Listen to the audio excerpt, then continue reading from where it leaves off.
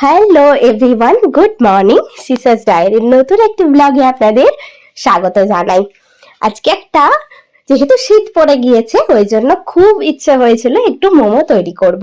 আমি দোকান থেকে মোমো খাই না, মানে মোমোটা আমার একদম পছন্দের বাইরে, আমি একটুই খাই না।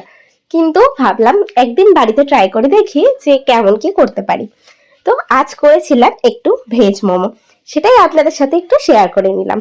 প্রথমেই ময়দার মধ্যে একটুখানি নুন দিয়ে ভালো করে মাখিয়ে টাকিয়ে নিয়ে তারপরে একটু জল দিয়ে দিয়ে মেখে নিলাম। মানে আমাদের মোটামুটি রুম টেম্পারেচারের জলে নিয়েছি, গরম করিনি।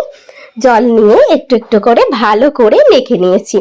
দেখুন, মেখে নেওয়ার পরে এটাকে আমি বেশ খানিকক্ষণের জন্য রেস্টে রেখে দিয়েছিলাম।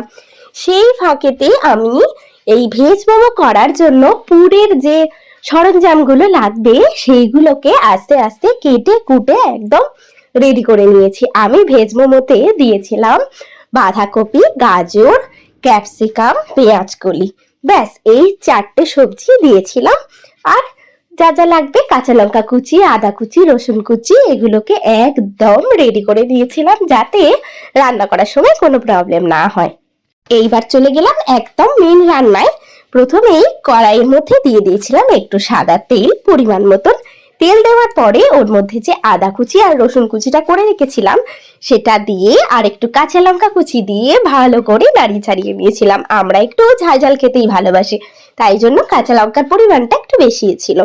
দিয়ে তার মধ্যে সবার প্রথমে একটু গাজর কুচিটা দিয়ে ভালো করে মিনিট দেড় মতো নাড়িয়ে চাড়িয়ে নিয়েছিলাম। নাড়িয়ে চাড়িয়ে নেওয়ার পরে আস্তে আস্তে বাকি সব সবজিগুলো কড়াইয়ের মধ্যে দিয়ে দিলাম। দেওয়ার পরে ওটাকেও বেশ খানিকক্ষণ ধরে নাড়াচাড়া করে নিয়েছি। যেহেতু সবজিগুলোতে একটু হালকা ভাজা ভাজা হতে হবে, নাড়াচাড়া করার পর বেশ খানিকক্ষণ পর দিয়ে দিলাম গোলমরিচ, দিলাম স্বাদ মতো নুন, দিয়ে ভালো করে নাড়িয়ে চাড়িয়ে দিয়ে দিলাম একটুখানি মতো সয়া সস। আমি এইভাবেই বানিয়েছি, আপনারাও কোনো সময় এইভাবে বানিয়ে দেখতে পারেন। পুরটা খুব টেস্ট হয় খেতে। সয়া সসের পরে দিয়ে দিলাম একটু গ্রিন চিলি সস আর টমেটো সস। সব কিছু দিয়ে আবারও ভালো করে নাড়িয়ে চাড়িয়ে নিয়ে সব শেষে দিলাম একটুখানি ভিনিগার।